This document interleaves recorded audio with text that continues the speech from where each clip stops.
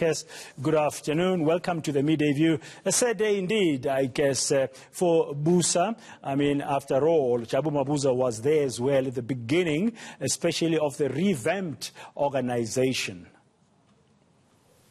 Good afternoon, and thanks for having me. It's a sad day indeed. It's an extremely difficult day, not just for Busa, but I believe for the country. Jabu, first and foremost, was a consummate gentleman, an amazing human being. And let me, before saying anything else, offer our sincere and heartfelt condolences to his family. We are with you in this very, very difficult time, and we will support you in any way you seek that support. I think Jabu was the sort of person who not only was a very, very successful businessman in his own right, was CEO of a JSE-listed company, but he also played a tremendous role in organized business, in business leadership, South Africa, in Busa. He was a founder member of FETCOS in those days, so a doyen of black business as well. And then he always put his hand up in the national interest. When he was asked to chair Eskom, he put his hand up. When he was asked to chair Telkom, he was willing to do so. He led and started the CEO initiative when Minister Gordhan asked for business to rally after Minister Gordhan was reappointed as Minister of Finance, and the country had felt the deep hole that we fell into when Minister Nene was fired. So Jabu has been at the forefront of all of this, and we will miss him tremendously. Just his personality, the way he carried himself, his humanity, and his courage and professionalism, and his ability to just rise above the fray and put the nation first, and in our case, put business first. So it's a very, very sad day indeed. I found it very difficult to start my day this morning. It's normal. Yeah, very, very, very tough. I mean, unexpected. And this virus claiming all lives of so many good people.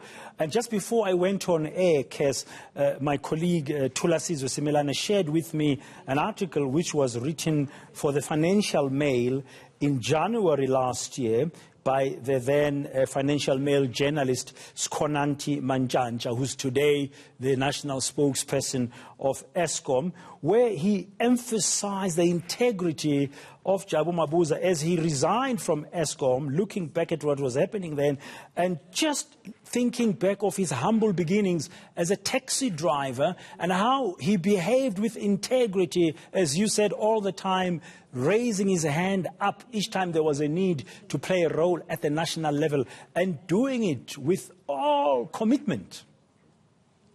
Absolutely. I mean, if you trace where he started, from taxi driver to CEO of a listed company, and the role he played consistently, the integrity, the honesty, the professionalism, just absolutely what the epitome of what any business person and any patriotic South African should be.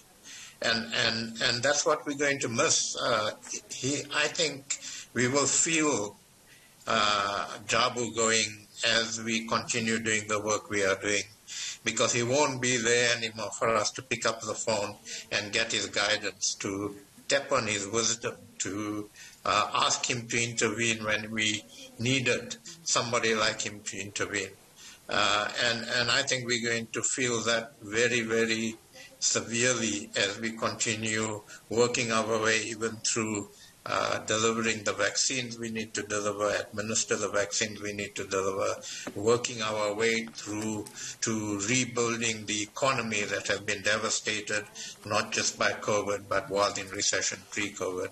And Jabu would have been a wise repository of guidance through all of that. And you know, it's sometimes instinctive for me to pick up the phone and ask it advice.